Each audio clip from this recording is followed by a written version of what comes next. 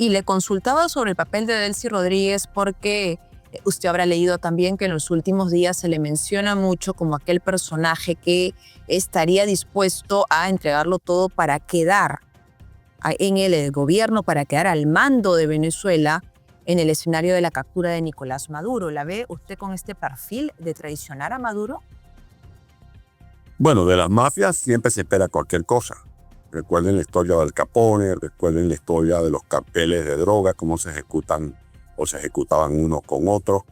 Pero este rumor que han puesto a correr de que la solución sería salir de Maduro para dejar a Delcy Rodríguez o a alguien de su camarilla, sería peor el remedio que la enfermedad.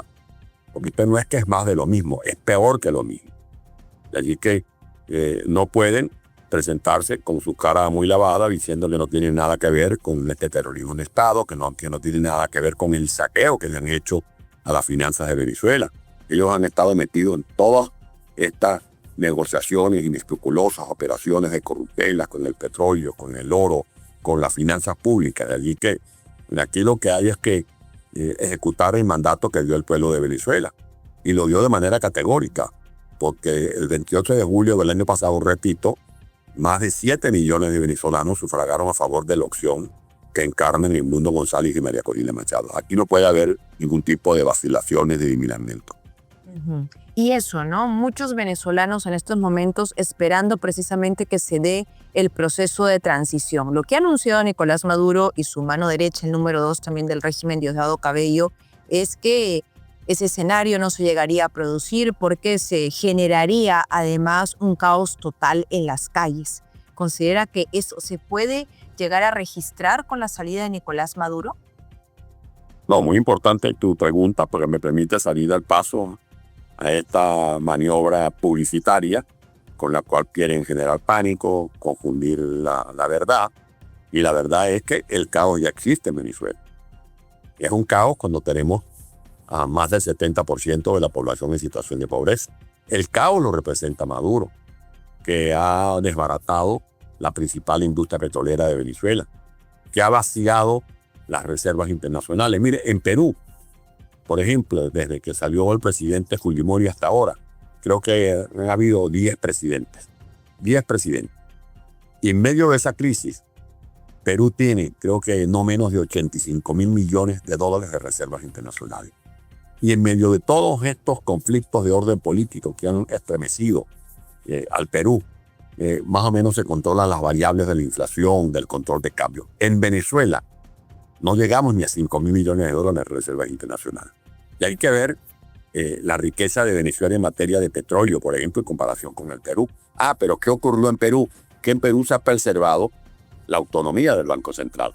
En cambio, en Venezuela, el Banco Central de Venezuela ya no es un instituto emisor, lo convirtieron en una imprenta para fabricar dinero inorgánico, para celebrar todo tipo de corruptelas. De allí que el caos está en Venezuela con el colapso de los servicios públicos. La gente sufre de apagones porque se va la luz, no hay agua potable, no hay gas doméstico, la gente no tiene a veces cómo hacer el mercado con salarios que están muy por debajo de $2 al mes. Esto parece que fuera una mentira mía, pero no lo es. Es la verdad que está en los hechos, que está en las certezas a las cuales acabo de hacer referencia. De allí que la verdad verdadera es que el caos comenzará a desaparecer cuando se inicie el gobierno de transición. El gobierno de transición tiene una nueva brisa para Venezuela, vientos de cambio, para que dejemos este abismo de la pobreza e inauguremos una etapa en donde la gente pueda comenzar a vivir con dignidad, con paz, y se dé además el reencuentro de los venezolanos. Esos miles de venezolanos que están en Perú, o que están en Ecuador, o que están en Chile, o que están en Argentina, Dios mediante, junto con los que están en Europa o en los Estados Unidos, volverán a tirar su mirada hacia la patria amada para compartir la responsabilidad de la reconstrucción de nuestro país con Edmundo González y con María Corina Machado. Y eso, ¿no? Porque es el tema, además del regreso también a la democracia. Mucho se ha criticado que se esté aceptando de alguna forma la intervención de Estados Unidos en la caída del régimen de Maduro. Usted como ex autoridad, además en Venezuela, ¿qué opina del despliegue y de la ejecución que está haciendo Estados Unidos, el mensaje también que da de que Maduro va a caer. Bueno, esto no es una página nueva de esta historia. Vale la pena recordar que antes del primer gobierno del presidente Donald Trump se elaboró lo que llamaban la lista Clinton. Allí se comenzaban a señalar las personas vinculadas con irregularidades, de corrupción, etc. Luego incluso vinieron las medidas del presidente Obama.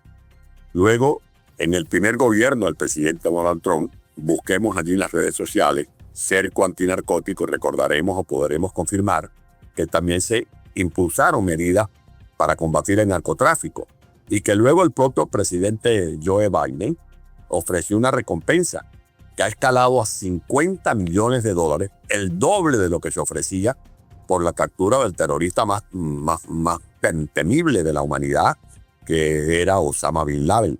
De allí que estas operaciones antinarcóticos no son nuevas. Lo que ocurre es que Maduro, en vez de retroceder, en vez de contener sus ímpetus y sus relaciones con el bandidaje dedicado al narcotráfico, lo que hizo fue incrementar. Y en Colombia se incrementó el número de hectáreas en las que se siembra hoja de coca, se incrementó el 70 y tantos % la producción de cocaína. Desde Venezuela se trafica cocaína hacia Estados Unidos y, como lo ha dicho el propio presidente Donald Trump, por cada vez que se elimina una lancha donde llevan miles o centenares de kilos de cocaína, se le preserva la vida a 25.000 ciudadanos. De allí que es una lucha contra el narcotráfico y contra el terrorismo, porque la situación se complica cuando se comprueba que, por ejemplo, Nicolás Maduro, de una u otra manera, ha convertido en la guarida y en el escondite de grupos de la narcoguerrilla colombiana, y también que el régimen de Maduro le ha venido otorgando documentos de identidad de Venezuela a ciudadanos de origen iraní. Y ellos son los que sostienen entonces que Maduro siga ahí. Bueno, eso es como las mafias, Cintia. Yo he recordado con lo que los libros que uno ha leído, las historias que a veces han sido noveladas, que indican que cuando alguien se mete en el narcotráfico difícilmente sale, porque el narcotráfico tiene puerta de entrada pero no tiene puerta de salida. Y Maduro es un rehén de la élite castrista, de la élite cubana, de esas mafias o de esos grupos que tienen intereses geopolíticos, porque, por ejemplo, Rusia, Irán tiene intereses de orden geopolítico, y por eso para ellos es significativo tener alguna presencia en ese tablero donde Maduro es movido de acuerdo a los intereses y de acuerdo a la conveniencia de cómo se coloca la pieza o el peón en ese tablero. De allí que tiene que haber presión, tiene que haber más presión. Nosotros hemos hecho todo lo posible. Los venezolanos, ¿qué más se nos puede pedir a los venezolanos? ¿Qué más sacrificio? ¿Qué más acciones? Hemos hecho de todo y ganamos las elecciones, tenemos las actas. Maduro no ha podido ni siquiera falsificar las actas, no ha podido hacer un fraude, lo que ha hecho es un golpe de Estado a la soberanía popular puesta de manifiesto en las elecciones del pasado 28 de julio. Y ahora, en medio de esta coyuntura que tenemos ya, de que todos hablan incluso de que esta salida de Nicolás Maduro se podría ejecutar antes de que termine el año, es decir, ya en los próximos días, ¿cuál es el papel que juega María Corina Machado? María Corina forma parte de esta llave que ha hecho con el mundo. Es una fórmula que tiene un gran respaldo dentro y fuera del país.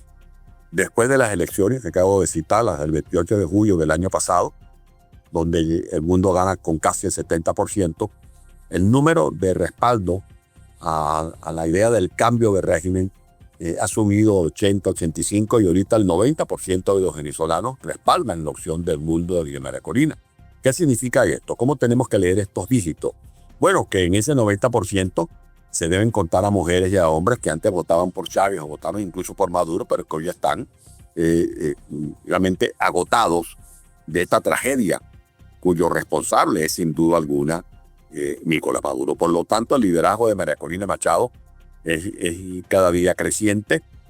Ha sido reconocido con el Premio Nobel de la Paz, precisamente por su voluntad y su talante pacifista, pero María Corina ha dicho generosamente que ese premio Nobel es de todos los venezolanos, es de todas las familias de Venezuela, porque al fin y al cabo, como ella misma lo ha destacado con sus propias palabras, Fueron las mujeres y los hombres de Venezuela los que hicieron posible esta épica, la de hacer las elecciones primarias desde el 22 de octubre del año 2023, la de organizar los comanditos, que fue una extensión o una red humana que cubrió toda Venezuela, los que pudieron recoger las actas, medio de la gran sorpresa que se llevó el régimen, de que el día 29 de julio amanecimos con las actas en las manos, lo cual le ha permitido al Mundo González y a María Corina confirmar ante los ojos de los observadores internacionales que efectivamente hubo un veredicto incuestionable que solamente le ha dado la espalda a Nicolás Maduro con su empeño de seguir usurpando los poderes públicos.